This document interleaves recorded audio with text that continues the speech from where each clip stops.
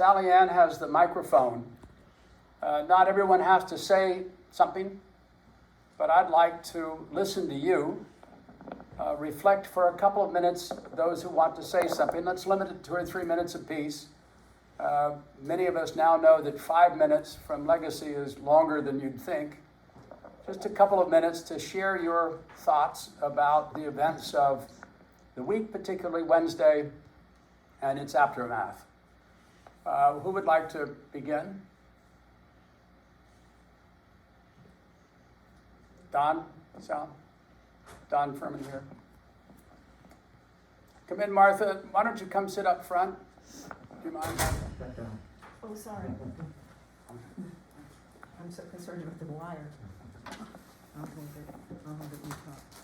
Well, wait till he gets back.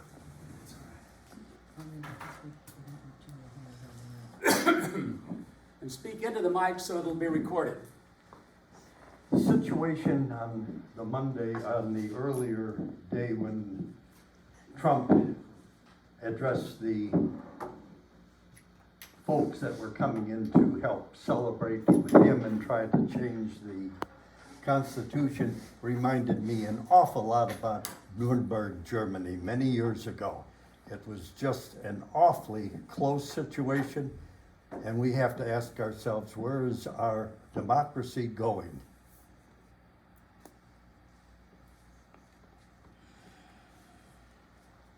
Thank you. Sal?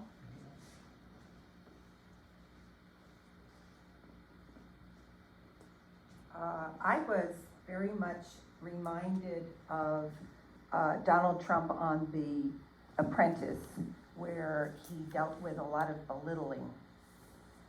And I never chose to watch that show because I didn't like that concept. It was sort of like the Survivor show. And then we got into the reality shows. And now our reality is that there has been a cult, almost, reverence for Trump. And that reminded me of Jim Jones, because we all learn from the past. And I think there are a lot of people in this country that are drinking the Kool-Aid. Thank you. And how do you change that dynamic? Neil? Sal? Where is Neil? Oh. I think we should all read Shakespeare's King Lear. Why? Why? He was mad. Yes. That's why. Thank you, Neil.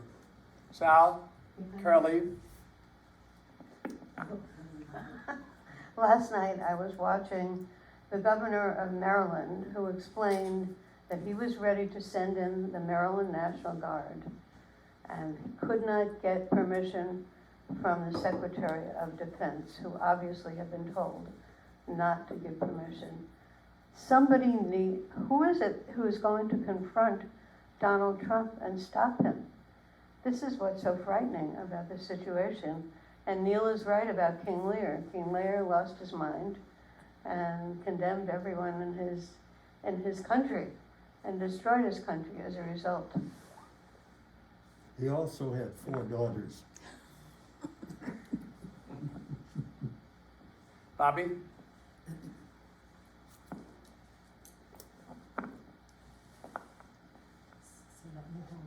I'm worried about Pence. I don't know that he has the guts to confront Trump and take him out under the Constitution. Amendment 25, I've been reading Amendment 25. It doesn't really give him permission to remove Trump. I know there's a great movement to urge him to do that, but do you think he has the guts? I don't think so. Could you repeat the beginning of that? Does Pence have the fortitude, the guts, to act under Amendment 25 to remove the president? No. Bobby worries that he doesn't. I think he's already rejected that. Yeah. Yes. Pence has? I think he said he doesn't. Don? seems to me that if you look at the situation that's occurred here in the last 4 years, you see a very close resemblance to the rise of Adolf Hitler. And the methods used and the psychology that developed is very much like Adolf Hitler. Like what? Adolf Hitler.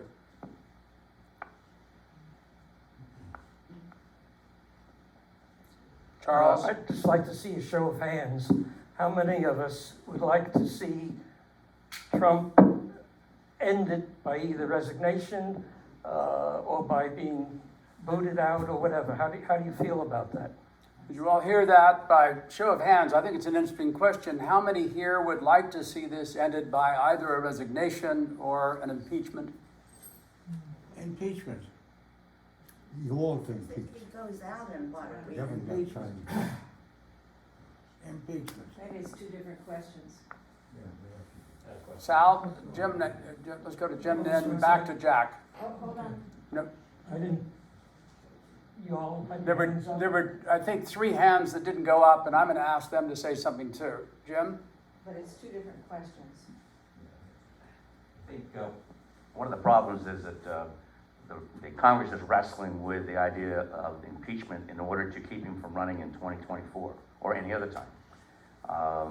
But I read a quote from apparently Churchill in 1940 to Neville Chamberlain. Oh my God, just go, you know? And it would be best probably if he resigned to maybe hold his legacy relatively intact, let Pence decide whether to pardon, maybe to move on like the way Ford did with Nixon.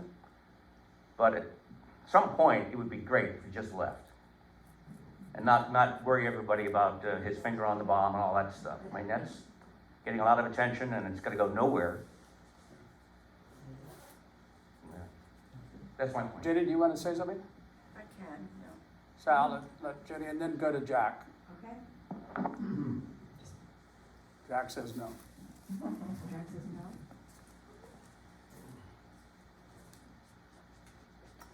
My feeling is that we just would be putting more coals on the fire by trying to impeach the man, trying to get him to resign. We don't have that much time left that we have to put up with him as president.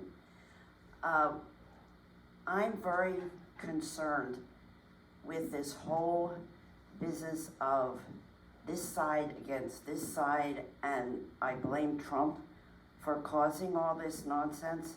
I know that I just don't think impeachment and resignation at this point, since we only have, 2 weeks left before Biden comes in, if we could just try to ignore him, it would be the worst thing we could do to him.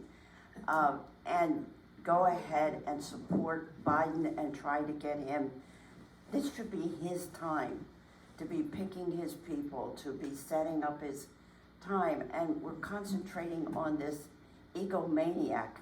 And I think let's try to put him off to the side and ignore him. I know he has his cult, but we know now that we can stop them. So that's my feeling. Martha? We can't stop it.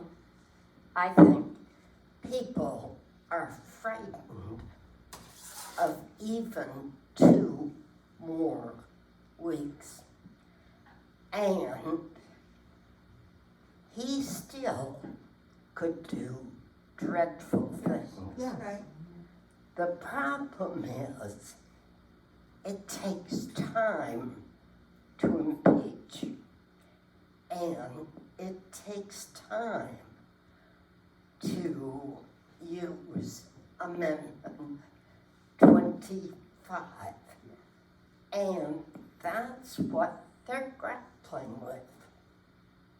So, So it's tough. Bill? Bill Tickle. I was one of those that said I wouldn't do those things. Yep.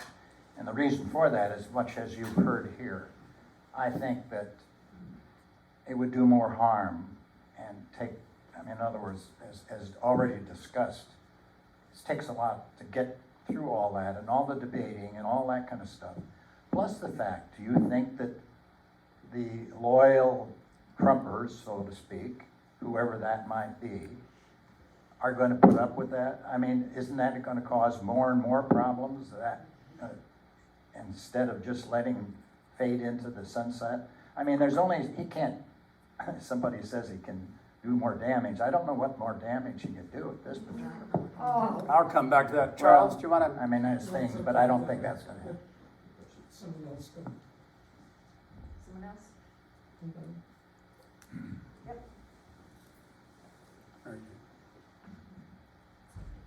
Well, first of all, I feel like I did not like Trump, but I did like his policies.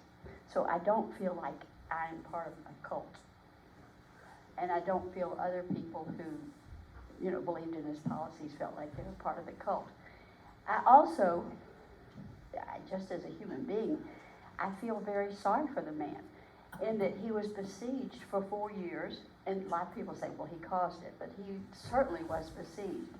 And I also think that he had COVID, and then he did an inhuman amount of rallies.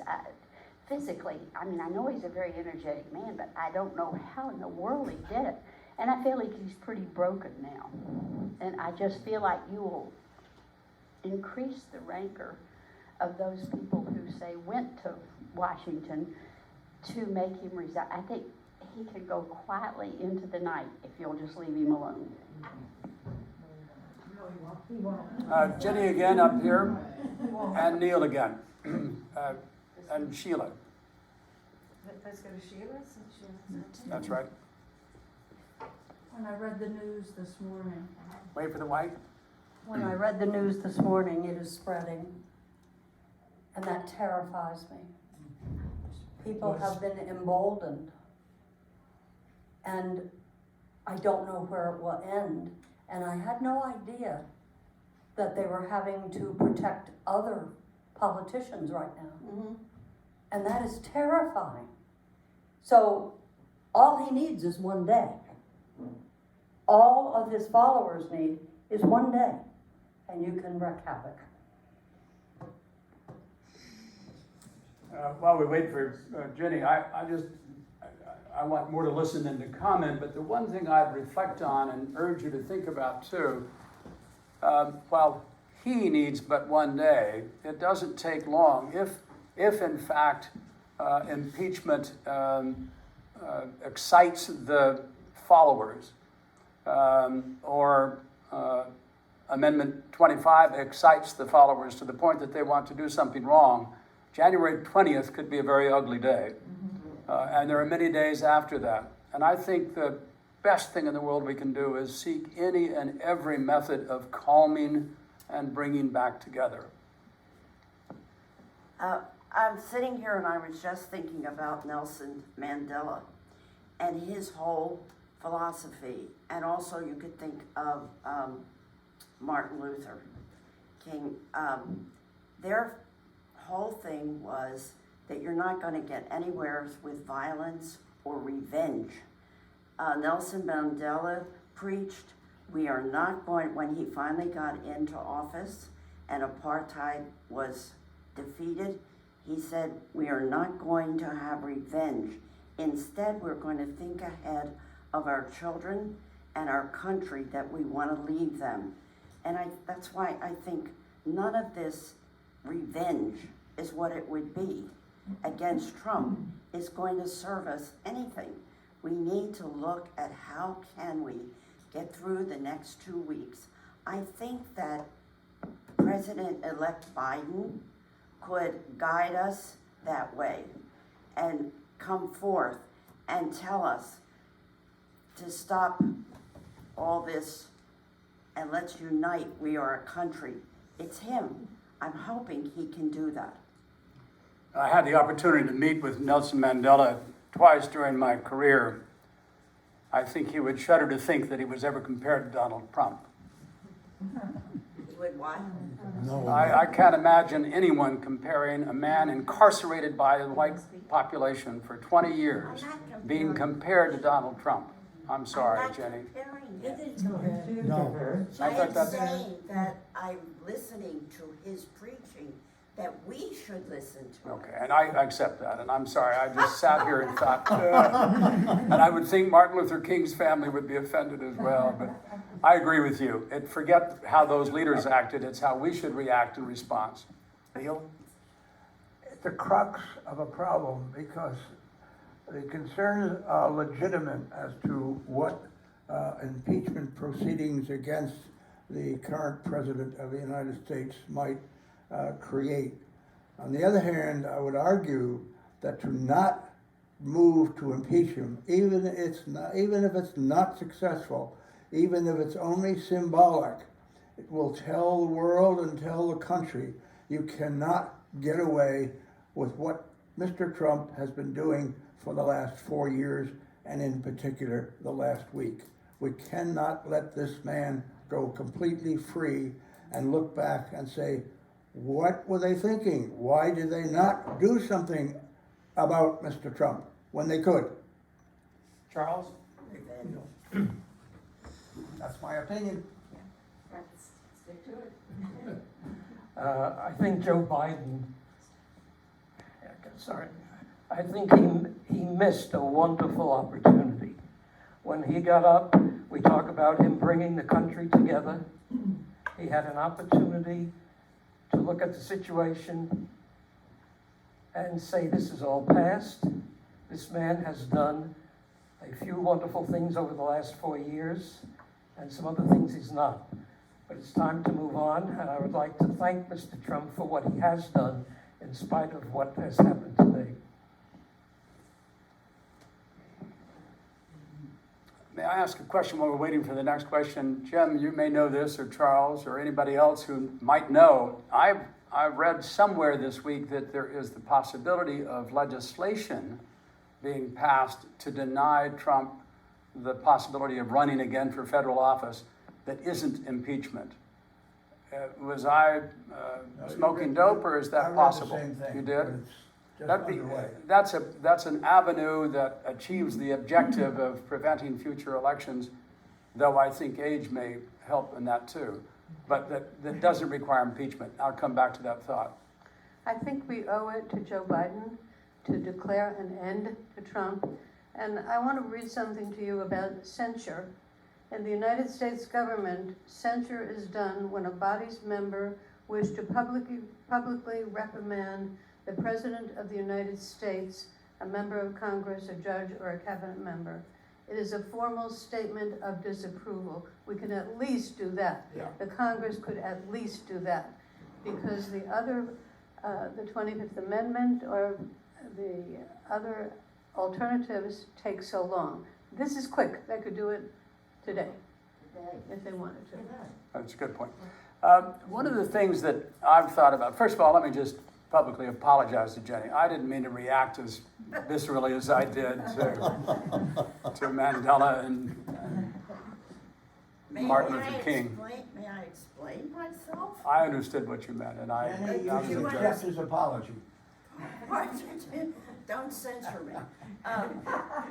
I guess I didn't express myself correctly. I was quoting Mandela You for did how well. we should behave and the government should behave. I wasn't comparing Trump to I Mandela apologize. or Martin Luther. Oh, no. It's okay, Jenny, you got his bad ear. At least they put Mandela in jail. I know. Phoebe first, and then come forward to Jim and Joan.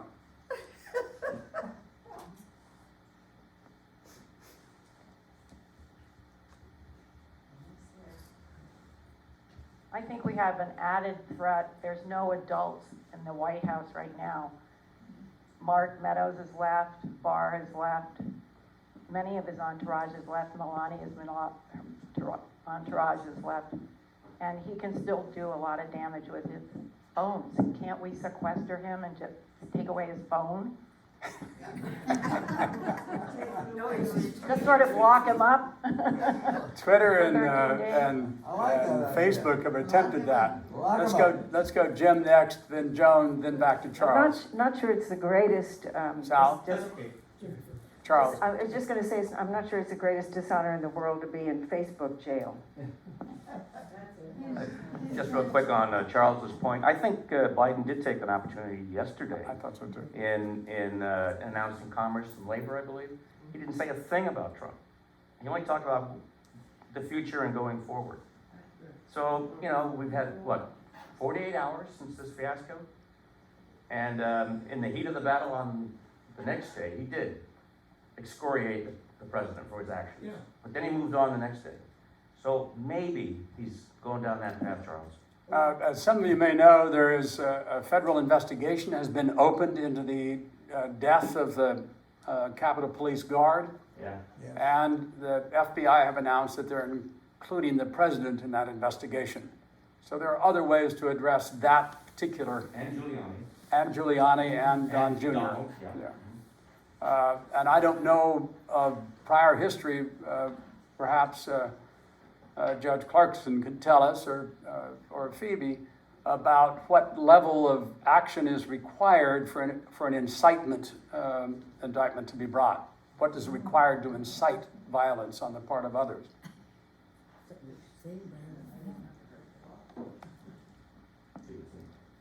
Carol? I can't help but ask though, why wasn't there this huge outrage over all the riots in all the cities through the summer? To think that that could all be excused for social justice just doesn't seem at all palatable to me. I think one of the things that I'd like to talk about at length as we progress together is this whole concept of whataboutism. When anything bad happens on one side, the standard answer on the other side is, well, what about that? If you look at the arrests made in Black Lives Matter protests and compare them to the arrests made at the Capitol on Wednesday, it's frankly shameful. 16 people were arrested by the Capitol Police before they left the building. Another 54 were arrested by Metropolitan Police afterward, but that was really in response to the curfew. So all of what we saw, that mayhem and that violence and those broken windows, no worse than, certainly, burning buildings, burning cars, and all the rest. No worse than. I think I'm not trying to defend that in the slightest. But for only 16 people to be arrested, I don't know the count in Seattle, Portland, Decatur, but what I read says the count was much higher, that the presence of police was much greater, that the president of National Guard to back up the police much greater. So I'm not so sure that they are equivalent. I think you're going to find there was far greater reaction to the one than the other. Sal, up here for Don Furman.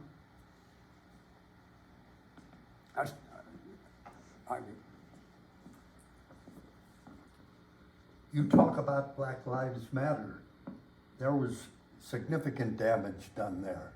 What we haven't talked about is the climate change. We've had more protesters jailed for climate change in one location, Washington, D.C., than we had yesterday or Wednesday with the riots. How many of you remember the Seattle demonstrations against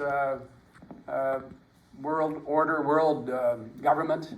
And that may also have been a little bit pre-climate change, but when I first got involved in international business, the Seattle riots were on everyone's mind. And again, there were hundreds of arrests. I was in the 1968 Chicago Convention riots and quietly, cowardly disappeared. But a lot of the people who were there were arrested, more than 16. Joan? Oh, I just want to make a statement about Donald Trump's mental state.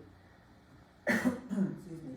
If you go and look up what a sociopath is, he fits every single category. Yeah. And so now, then you look up how do you deal with that kind of a person.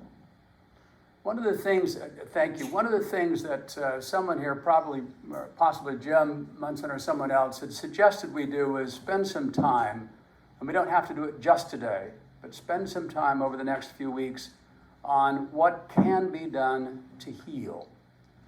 The things that we're talking about right now are kind of retributive justice, which doesn't do a hell of a lot of good, in my view, anytime. Trump is going to be gone in 13 days.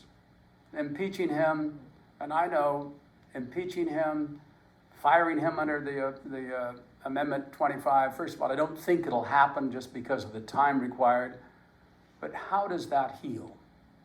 Doesn't that just further engender this hatred that is the real problem? The real problem isn't just Trump.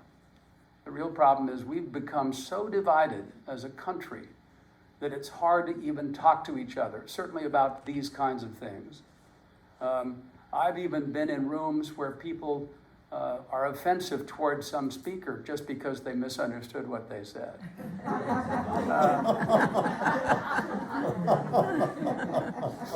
But no, seriously, what can Biden do? What can any and all of us do to heal?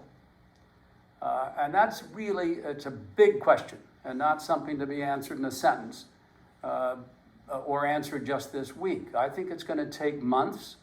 Part of it, you know, I listened this morning to, first of all, I'm reading Epoch Times every day. I'm on their website. Thank you, Bill. I'm watching at least as much Fox News as I am any other channel. And I listened this morning to two of the more radical speakers talking about, first of all, they brought up the Black Lives Matter thing and how it was worse then and why didn't the liberals say something. I heard them talking about how the problems here are deeper than Trump. The fact of the matter is he did win the election by a landslide and it was rigged, and can't anybody just investigate it? We have to run these things to the ground and put them away, it seems. And I don't know how we do that except sort of one foot in front of the other, carefully and together. And I think that's the challenge of Biden. I'd prefer to see the next 2 weeks, Martha, spent preparing a vaccination plan, or preparing the new stimulus plan, or preparing those, 23 cabinet members and additional other cabinet people for their approval by Congress. I mean, there's so much work to be done to imagine that we're going to spend a great deal of time, and it's going to happen. I don't care what any of us say, there's going to be a great deal of time spent on impeachment. To what end? Can I just add one thing there, that people who are starved for attention, maybe they didn't get it in their early childhood, whatever, there's a psychological issue here, clearly. But people who are starved for attention will settle for negative attention. We often think automatically people who need attention need positive attention. Not necessarily. We've seen that sometimes in our children, that just when you need attention, you'll go for the most negative thing in the world, because that usually works. Charles? Bob, do we actually agree on something? I'm shocked. No, I think you're right on. It's time to move on. As far as coming together, I would like to be very optimistic and say, okay, we're all going to come together. But there's 70 million people who, whatever they think, may not feel the same way. Unfortunately, the only time we ever really come together is when there is a larger threat out there, whether it is a war, whether it is knocking down the Twin Towers of New York, where we all come together on something you agree on. So I'd like to be optimistic, but I think right now the leadership, no, I don't think anybody in this room is going to make a huge difference in it. It's what happens ahead. I don't think I am. But I think we're all going to look at Joe Biden.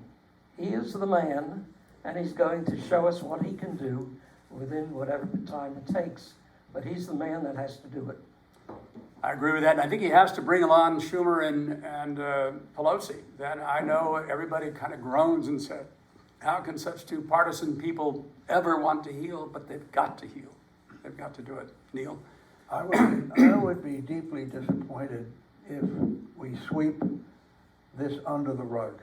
I am hearing everybody say, let's move on, and let's not do anything. And I think that is the wrong way to go. We have to prove to the world that our president currently is not above the law. And he has repeatedly said he is above the law.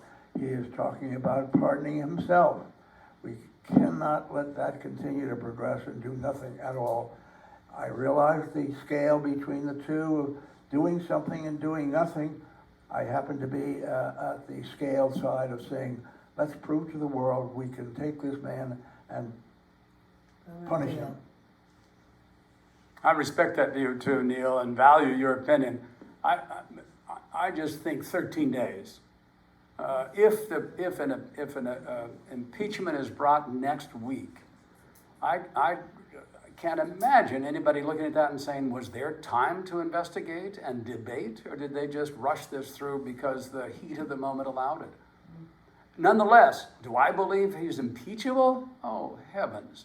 Yes. I'm almost certain that between now and next week, this time, Giuliani will be pardoned, his family will be pardoned, not to mention several others. Whether Pence now would pardon him after he's annoyed Pence, I don't know, but I wouldn't be surprised if he pardons himself and said, we'll see the courts decide whether I have the power or not. So don't think for a minute I'm trying to minimize the damage I think he's done, and particularly this week. I just think, good Lord, we got a lot of problems, and that little man is not the most important. I'm sorry, Sheila first, or Carolee first, and then... I'd like to point out to everyone that our Senator Scott was one of the senators involved in trying to overthrow the election. And I would like to suggest to everyone that the one thing you can do is call his office or send him an email and tell him how much you disapprove of his actions. Because I was just shocked when I saw his name as one of the senators who was attempting to do this yesterday. I just want to piggyback on that a minute too, and then I suggest we move to two other topics that are germane. We haven't beat this to death yet, but it's ill. I would agree that the impeachment proceedings would not go very far in 13 or 14 days. But the fact is, if we moved in that direction, he would go down in history as having been impeached, or the effort to impeach him, because what he has done in the last week. And I do not think that's an opportunity we should pass up on. We should move to impeach. It may be in symbolic, but it'll send a message to our country and to the world. There was a saying that he can walk and chew gum at the same time. I'm not so sure that's true of Congress. I'd like to suggest we move on to another bit of current events, if it's all right. I'm not saying this is not important. I hope all of us will reflect on it. I'm certain we're going to have opportunities to read about it in the papers and see it on television for weeks to come. There was an election this week. 2 senators were elected in Georgia, and it's changed remarkably what happens over the next 2 years, at least, until the next election. I think it's important to reflect on that a little bit. The idea that Georgia, a southern state, a deep red state, would elect 2 Democratic senators is, to me, just, I absolutely did not predict it. I said folly to all of my friends who said it's possible that it's going to happen. How do you think that's going to impact, first of all, the actions of the Senate, and how will that have bearing on Biden's presidency? Jim? Well, it's going to certainly impact to some degree. Hang on, Jim. It has to impact to some degree because The chairmanships will be in the Democratic Party. Yeah. So they set the tone, they set the agenda, they set the vote. They can do reconciliation, budgeting, they can with a simple majority, eliminate regulations that were put in play over the last 50 days or so. So they can do a lot of things. I think it's up to President Biden, however, to maybe temper the most progressive side of that agenda to continue with what you suggested. Heal the country with COVID. Get the infrastructure plan maybe in play. Yeah. Start healing the ally relationships. Those are big things all by themselves. Yep. And I think that one of the things that I've always been frustrated by is that one man, the chairman of or the majority leader of the Senate, president of the Senate, I guess his title is, can stop legislation from receiving a vote. It'd be one thing if a majority wanted to do this, that, or the other, and we say we're Democrats, we believe in small d Democrats, we believe in a majority. It's another thing that is never allowed to be voted upon. I think, for example, the stimulus, a different form of stimulus. I'm not a big fan of the $2,000 a person. At least I'd really income test that strictly or harshly so that it doesn't go to people who don't need it. Shockingly, yesterday, my wife and I received our $1,200 check. Really? Where's mine? I think maybe I cast yours yesterday, Neil. Darn it. But that's folly. I'm happy to say in my dotage. So we have to be more careful about that kind of thing. But the very fact that we couldn't even vote on it until under McConnell, just wouldn't come up for a vote, meant that it wasn't going to go anywhere. And that's true of so many other things. So I do think that's probably the most important thing. I think the chairmanships of the committees, I think that is also important. Part of the healing, I think, is putting back together competence in various parts of government where a different philosophy, a philosophy that says government is the enemy. The worst, what did Reagan famously say? If someone says, I'm here from the government to help you, that's the worst news you could ever receive. I'm missing the paraphrase. And that's an attitude that I understand, the small government conservative, but an attitude that, to me, belies 300 years of political philosophy. The only thing that prevents man, human beings, from being at each other's throat, Thomas Hobbes famously said, is Leviathan. Leviathan being the presence of a government to restrain us from our natural impulses. And the government does that as well as puts out the fires, achieves other public purposes, whether it's education or healthcare or dealing with the poverty of the very poor. And all of that mechanism for a small government conservative has been reduced. And some of you here may like that, and I understand parts of it, but I think there's a point at which it goes too far. We're going to debate that more fully now under Biden. How about international reaction, both to what's going on Wednesday, but really in general to this change of administrations? This is a time when international risks are often greatest.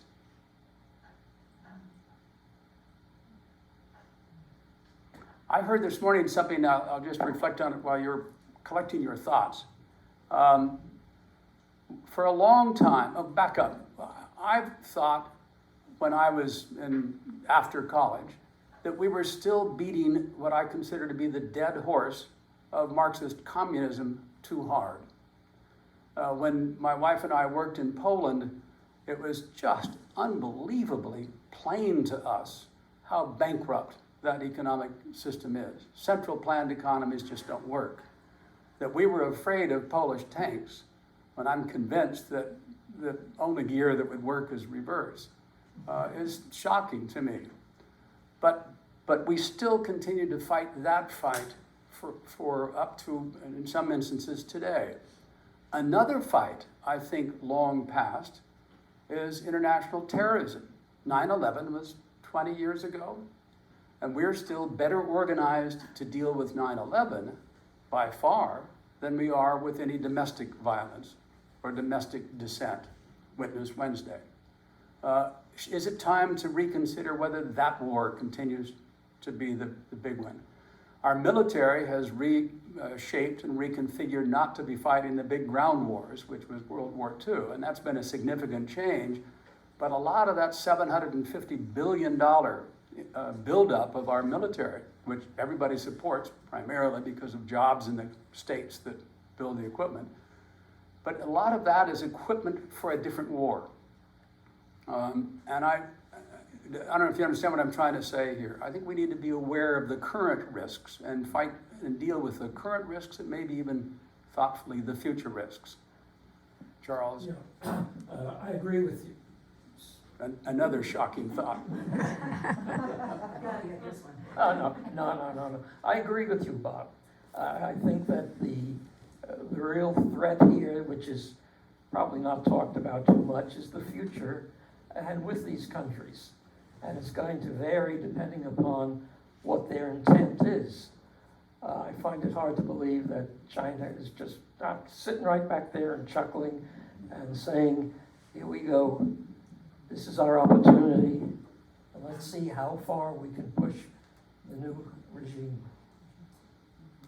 You know, one of the topics I think we'll take up in future meetings and for an extended period of time, the so-called deep dive focus discussions, is which the greater threat, China or Russia, and why we believe that to be so. And what is a threat today? Is a threat tanks coming across the border and wiping out our tanks on the other side? Is it nuclear weapons? Or is it market dominance? Is the Belt and Road initiative of the Chinese, and where we worked in Africa, Asia, and parts of Latin America, it's amazing the number of Chinese you see now building roads, building bridges, building factories, all part of Belt and Road. Well, those countries and the people in those countries certainly remember who built their bridges, roads, and factories. And is that a threat to the United States in the traditional sense of, oh, let's get our guns out because of the threat? Or is it, let's get our damn house in order and start being economically smart? For us to withdraw from the world leaves room in the world for somebody else, China or anybody else, in this case certainly China, to step into that vacuum, if that makes any sense. So what's the nature of those threats as we look forward? Does that make any sense? Don? Sal?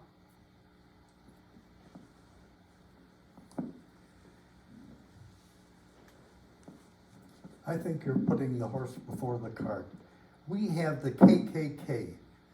It doesn't exist, but it does exist. We saw it the other day. We know that that's why the Deep South was the Deep South. We have not addressed our racial problems in the least, and that's the important thing. You know, sadly, and to me deeply sadly, I completely and totally agree with you, Don. And one of the reasons it's easier for me to talk about Belt and Road and policies of economic stimulation is because endemic, systemic racism is so hard to deal with. It's so hard to root out. It's present, frankly, in every one of us. And we, as much as we like to think we've moved past it, I at least will be open and say I haven't, and I don't know how to do it. And I don't know how to work in a system to do it. That is such a big problem. I'll give you two other quick examples of that. We met a lady named Ruth Patterson a few years ago from Ireland. She was the first Presbyterian woman minister ordained in Ireland.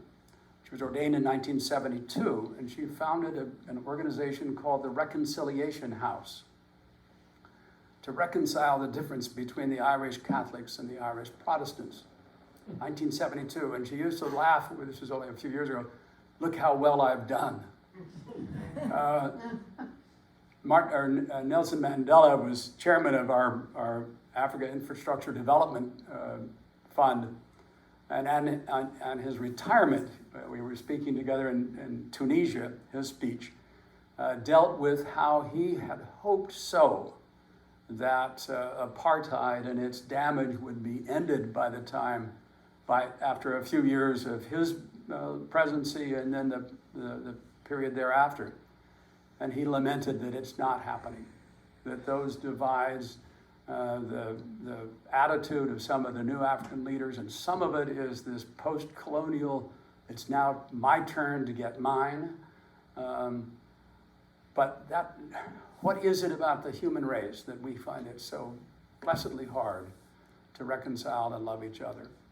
One of my favorite sayings is Martin Luther King's, darkness does not remove darkness, only light can do that. Hatred cannot end hatred, only love can do that. Boy, there's a paucity of love and light in this world. Neil?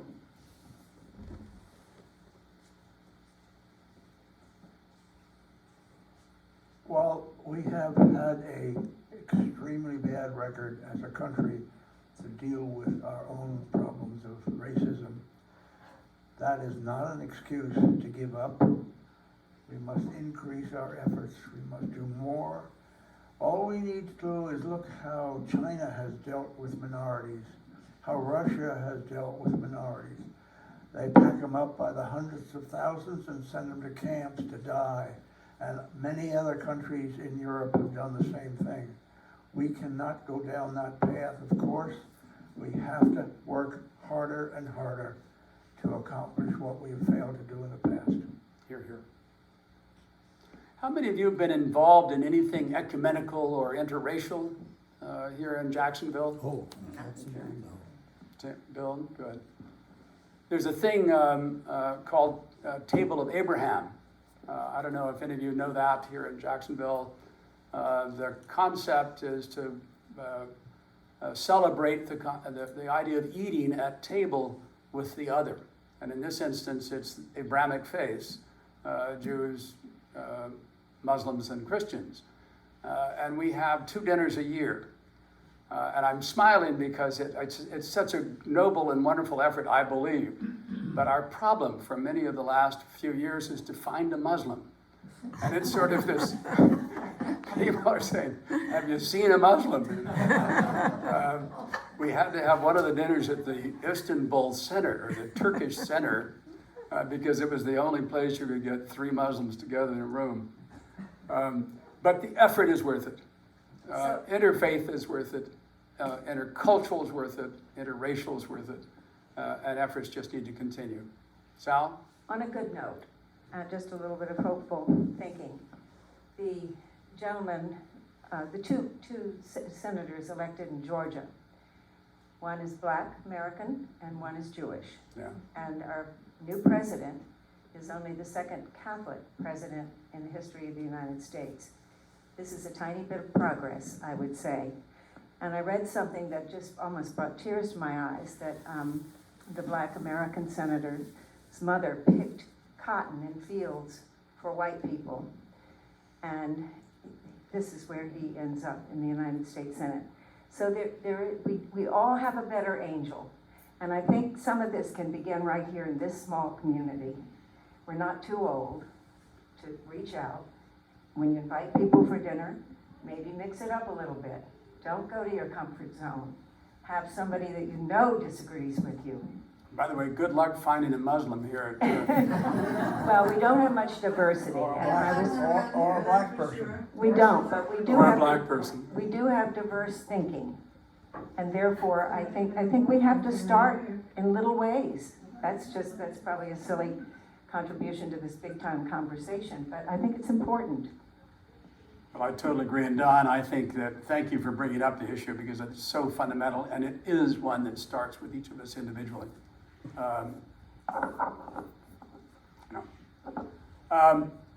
It's now 5 minutes to, no, it's 10 to 11. So we have a few more minutes of conversation. I've got some housekeeping ideas or issues I'd like to talk about the last 5 minutes. Which I'll talk about now if nobody wants to talk about something else. Yeah, I have it. Phoebe? I have a subject.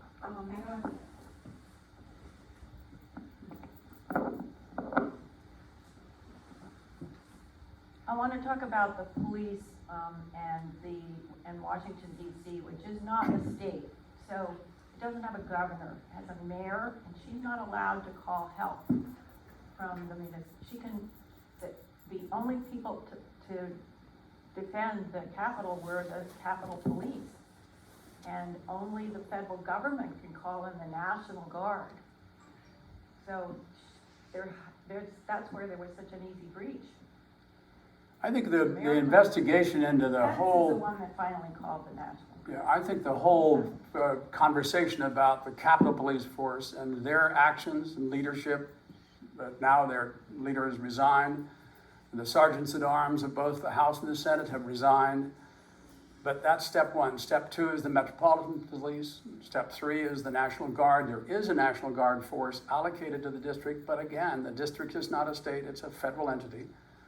And federal authorities, the Department of Defense, have to intercede to make that call. But the whole thing, people in those dark rooms, we spoke the other night to the parents of a young man who works for one of the congressmen in Washington. And he was in a, what do they call those places? Undisclosed space, a safe place. And he said people there were calling their their governors in Virginia and Maryland, just adjacent to Washington, saying, for God's sakes, send in your troops, your police, your National Guard, and they can't. So that whole thing will be part of the discussion, I think, coming up, and it's a very important part. I think Washington should be a state. A lot of people think that. 4 times the population of Rhode Island. There's a disadvantage to that. So, Phoebe, which you may not know, there are a lot of black people in Washington, D.C., and if they become a state, they get 2 electors. We can't allow that. A lot of people. Sadly. And 2 senators, now that I think about it. Charles? Just thinking about the session today. Before I was thinking about how is this session going to go today, because this is probably the most controversial subject that we have covered with different opinions. And I think admirably, Bob, that you moved ahead and took it on and let it be. I like the idea that you had people speak at the beginning how they felt.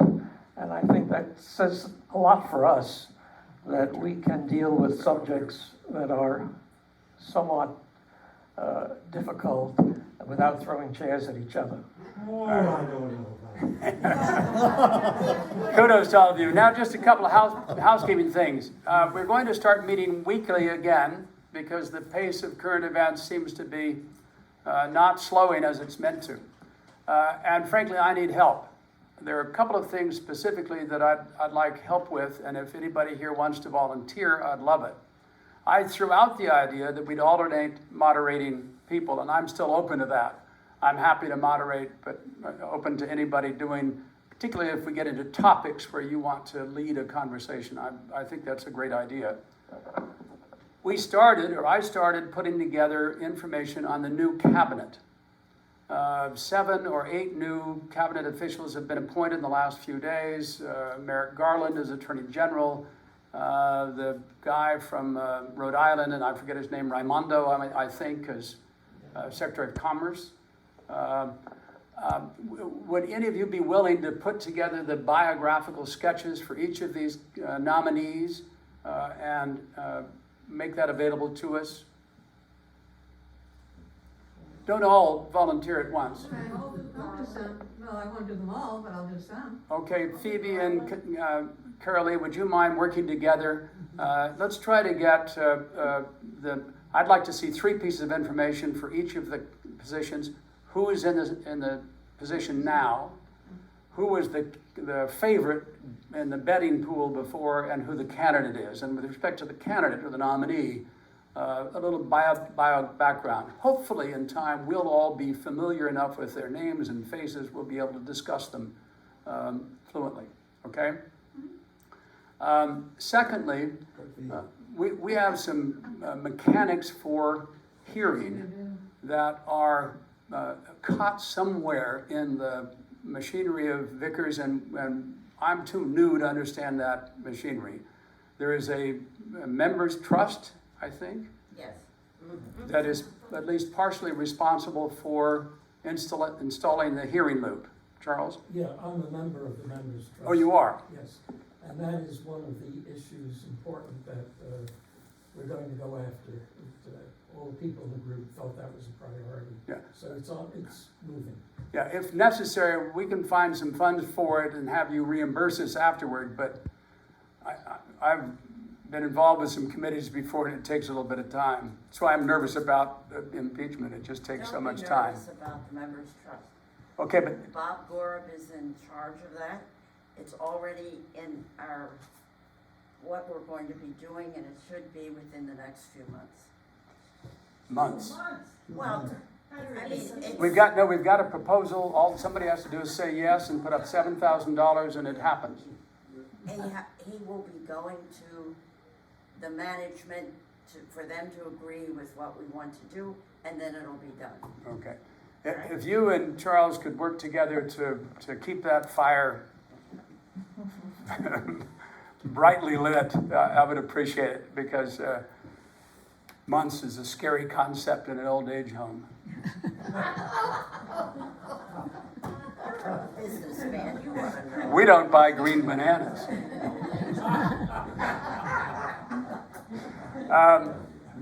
So that's the mechanism for hearing. Now, I think we're going to move into, as soon as COVID, by the way, another topic we didn't talk about is what can be done to accelerate the pace of vaccination. Even at the greater pace today, we're still some years away from herd immunity. To me, that's a major issue for the new president. Jim? You have to have a national plan. I couldn't agree more. And then they get it done. Yeah, for those who couldn't hear it, a national plan is regarded. I have to say, I know it's nerve-wracking to have federal troops come into the states, and nobody wants to see that. I forget the name of the act that prohibits it. But I wouldn't mind at all if the military took over getting all of us vaccinated. Anti-vaxxers are going crazy even thinking about that, but we just need something because the shots are there. We can no longer say there aren't enough vaccines. 2/3 of them aren't being used. Don? One thought that, at least what you read in the papers, there's maybe 30 to 40% of the people who do not wish to get vaccinated. Which again, I refer to the military. We can fix that. Well, you line them up. bayonets behind. Listen, I want to say thank you to all of you for again. We were able to talk about tough things. We'll talk about other tough things, and the way to do it. We talk about healing the nation. I think there's a lot of health in this room, and I really appreciate it. Thank you. Wait, one more thing before you clap. There's reason to clap, and I happen to be standing, just kind of by accident here, behind Jim Munson, and today is his birthday. Happy birthday to you. Happy birthday to Jim. Happy birthday to you. And many more. And dulcet tones. When are you moving to every week? We're going to have to meet next Friday.